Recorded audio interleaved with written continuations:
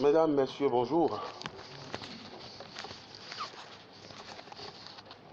Je vous remercie de vous être déplacés et d'avoir répondu à mon invitation malgré vos occupations. Je vous souhaite donc la bienvenue dans ce cadre inaugural, c'est-à-dire un nouveau cadre voulu par le ministère de la Communication, un cadre mensuel pour échanger avec vous, les professionnels des médias, les journalistes, sur fondamentalement vos préoccupations du mois et accessoirement sur les informations que le gouvernement voudrait partager avec vous.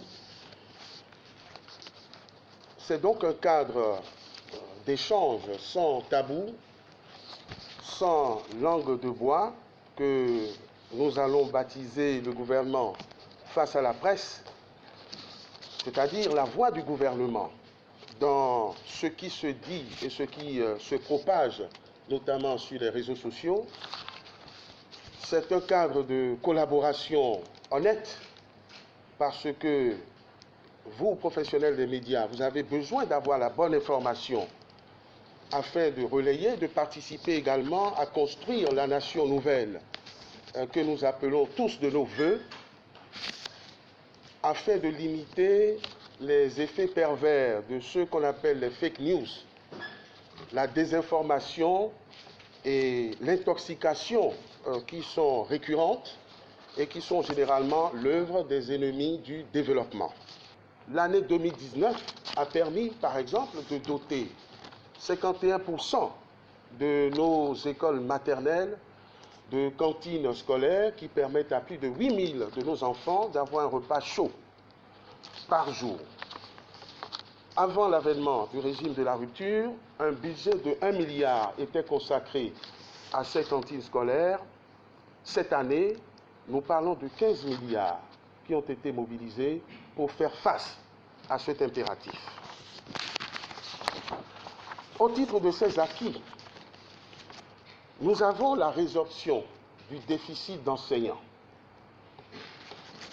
Nous avons le plan d'urgence de relance stratégique du secteur de l'éducation et nous avons plus récemment, puisque le président de la République a installé le mardi dernier, le mardi 21 janvier 2020, le Conseil national de l'éducation, qui est l'aboutissement d'un processus engagé depuis 3 ans et qui est la preuve de ce que l'éducation de nos enfants, des plus petits aux plus grands d'ailleurs, est une priorité, est au cœur de l'action du gouvernement.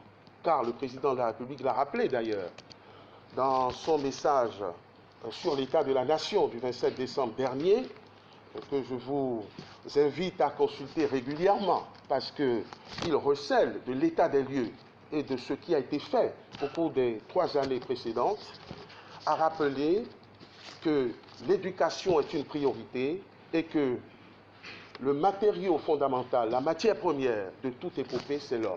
L'homme se construit dès sa naissance et dès l'enfance. Donc l'accent est mis sur l'éducation. Le budget qui est consacré est important. Les réformes amorcées dans ce secteur sont visibles et sont en train de faire leur effet. Et l'installation du Conseil national de l'éducation, dont vous avez pu mesurer la composition, puisque font partie de ce Conseil national d'éducation des personnalités réputées les plus expertes dans leur secteur d'éducation. Le recrutement effectué au sein de ce Conseil national d'éducation par désignation, par élection, démontre que cet organe suprême de l'éducation qui va décider de tout, ou en tout cas plus rien ne sera décidé sans ce Conseil national de l'éducation, est la preuve que le travail s'est fait méthodiquement et que l'éducation est bien au cœur, est bien la priorité de l'action du gouvernement. Vous constaterez que plusieurs de nos villes connaissent une transformation du paysage avec le projet asphaltage que vous connaissez tous et que vous voyez tous les jours. quels que soient les quartiers où on est, à Cotonou, à Abomey, à Porto-Novo, à Boïcon ou à Parakou, ce projet naît, grandit et vit et transforme le paysage urbain. Nous avons entamé la gestion moderne des déchets ménagers solides avec un plan d'assainissement du cadre de vie sur la base d'un programme ambitieux que le gouvernement a financé. La construction des marchés urbains, des marchés modernes pour améliorer les conditions de travail de nos frères et sœurs, de nos mères qui sont dans les marchés, pour leur permettre d'atteindre un niveau, un degré d'efficacité connu dans les grands pays. Et à ce propos, vous avez pu voir les descentes de mon collègue du cadre de vie qui fournit des efforts et qui travaille ardemment à ce que ces chantiers deviennent réalité. Inutile de vous dire que lorsqu'un chantier est lancé sous le régime de la rupture, c'est parce que toutes les dispositions et toutes les précautions ont été prises pour que ce ne soit pas un éléphant blanc. Il n'y a plus d'éléphants au Bénin, a fortiori d'éléphants blancs.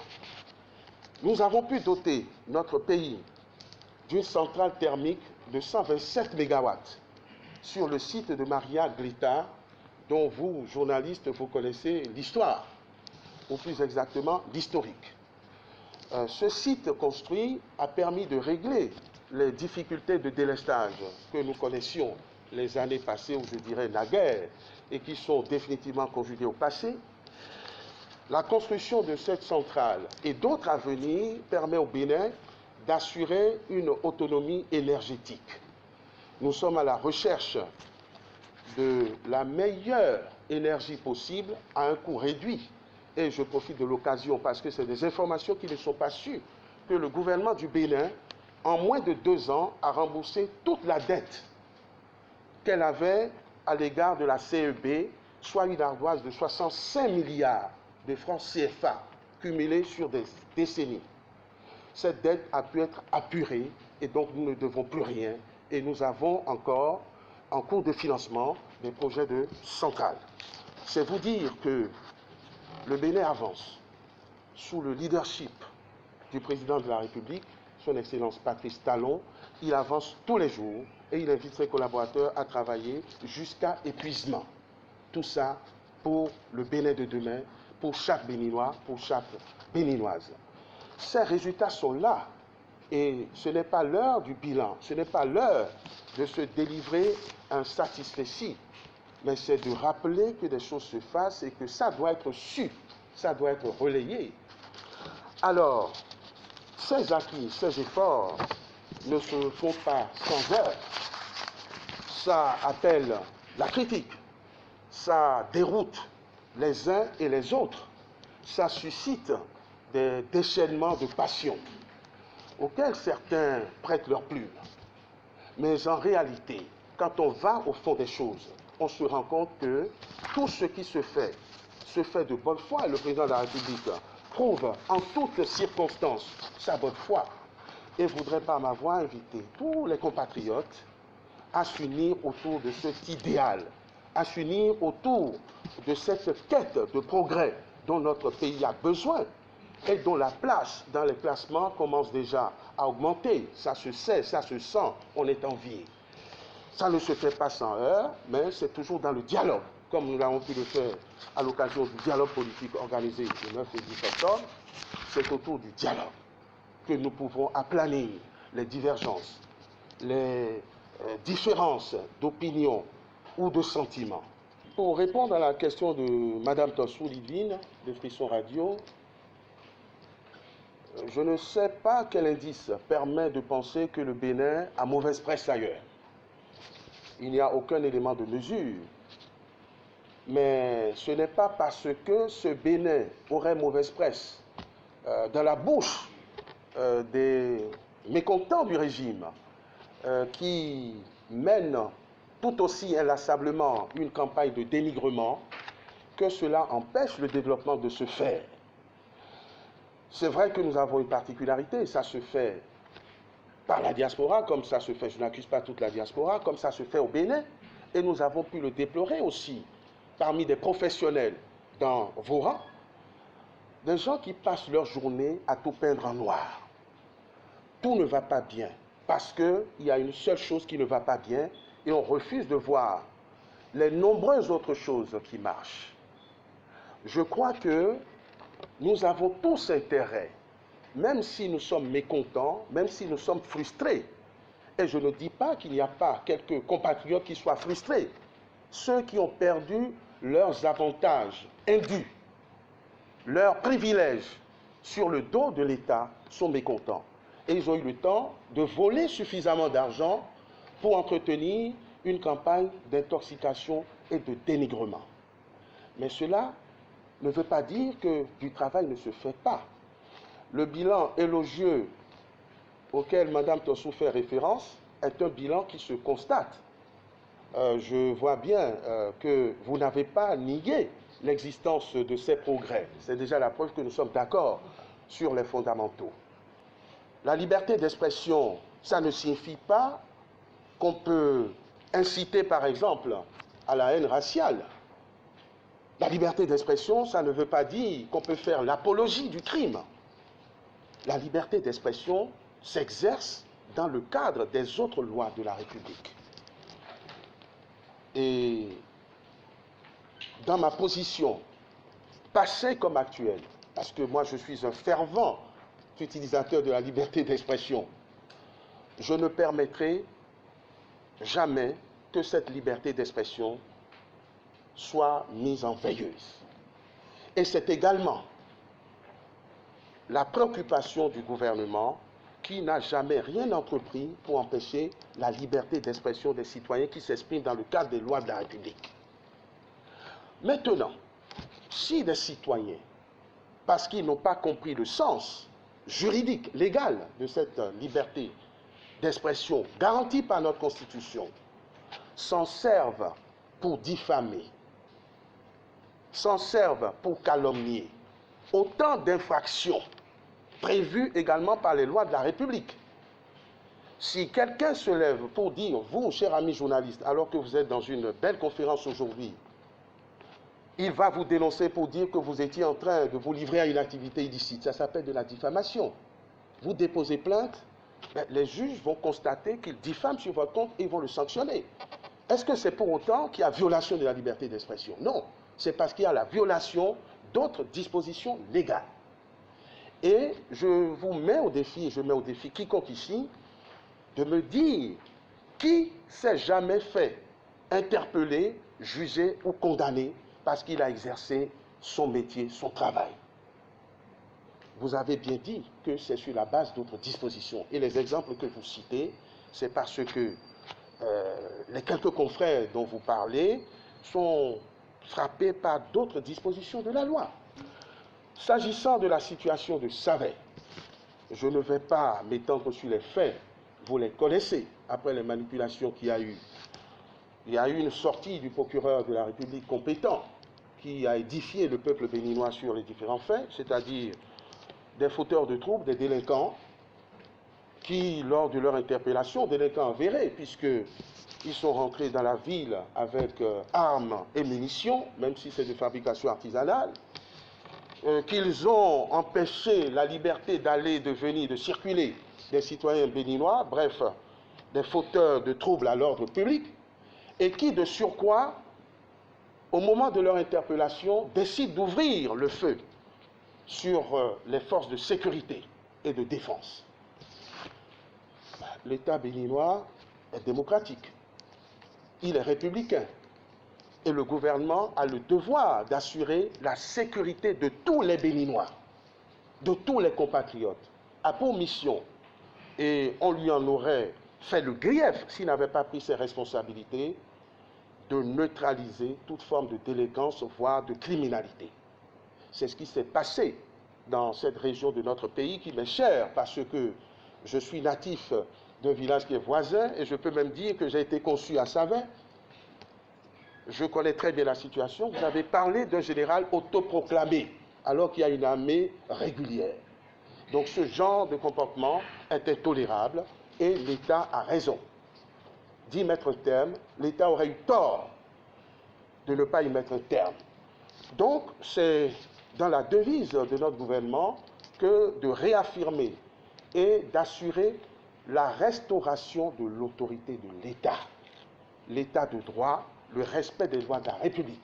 Nul n'a le droit de se faire justice, même pour un motif légitime, a fortiori lorsqu'il s'agit de motifs criminels ou de mobiles criminels. Ce faisant, on ne crée pas un trouble. Et le président de la République a quand même entrepris des missions de médiation et de conciliation pour apaiser la tension, parce que les politiciens mal inspirés se servent de n'importe quel argument, de n'importe quel ferment pour alimenter la haine, la sécession dans le cœur des esprits faibles que notre pays connaît malheureusement. Mais on y met un terme et je confirme que le principal artisan de ce désordre qui a fait circuler des vidéos sur les réseaux sociaux en se proclamant général, je crois, Faletti, a été appréhendé et est sous la responsabilité des autorités policières et judiciaires de notre pays, et la justice suivra son cours, bien évidemment, après les investigations que requiert une telle situation. La première garantie que le gouvernement donne, c'est déjà la convocation du corps électoral à bonne date. Pour ceux qui ont suivi les péripéties de nos élections ces dernières années, tout a toujours été incertain.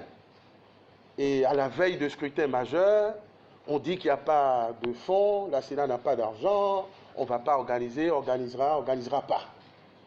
Alors est-ce qu'on peut reprocher à un gouvernement qui prend les taureaux par les cornes et qui appelle les élections à bonne date? C'est la première des garanties. Et vous avez dû observer qu'un certain nombre de partis se sont enregistrés et ont obtenu leur récépissé. Le seul parti qui se dit de l'opposition, les Forces Cori.Bénin émergents, je crois qu'il y a eu la communication pour vous édifier sur le fait qu'ils ont obtenu leur récépissé. Quel parti a déposé son dossier et se plaint de ne pas l'avoir vu, de ne pas l'avoir eu, pardon? Aucun parti. Donc, il y a une garantie que la compétition est ouverte à toutes les formations politiques qui vont de là, parce que je sais ce qu'il y a derrière. On attribue au président de la République le Bloc républicain, l'Union progressiste, mais il n'y a pas que ces deux partis. Il y a le PRD, il y a l'UDBN, il y a Restaurer l'Espoir et d'autres partis encore en Constitution qui ne soutiennent pas forcément l'action du gouvernement, mais qui ont déjà leur récépissé et qui iront à la compétition. Maintenant, je ne vais pas faire économie des petits secrets que j'ai pu recueillir en raison de ma toute nouvelle proximité avec le président de la République. Le président de la République est dans l'esprit d'une compétition la plus ouverte possible. Le président de la République s'active pour que les formations politiques qui soutiennent son action soient les meilleures sur le terrain. Mais si ces formations politiques ne se prennent pas en charge, et c'est un message que je leur adresse, et que c'est les adversaires qui gagnent, on en tiendra compte, on en prendra acte. Il n'y aura pas d'élection, vous l'avez vous-même dit, taxée d'exclusive. Parce que ça veut dire en réalité qu'il n'y a jamais eu d'élection exclusive. Vous ne pouvez pas décider de ne pas aller à la compétition et juger que cette compétition est exclusive. De la même manière que vous ne pouvez pas, parce que ça s'est fait par le passé, menacer les électeurs,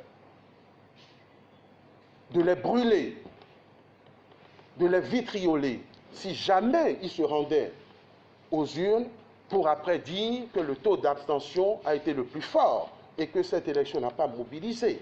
Autrement dit, le pyromane qui crie au feu.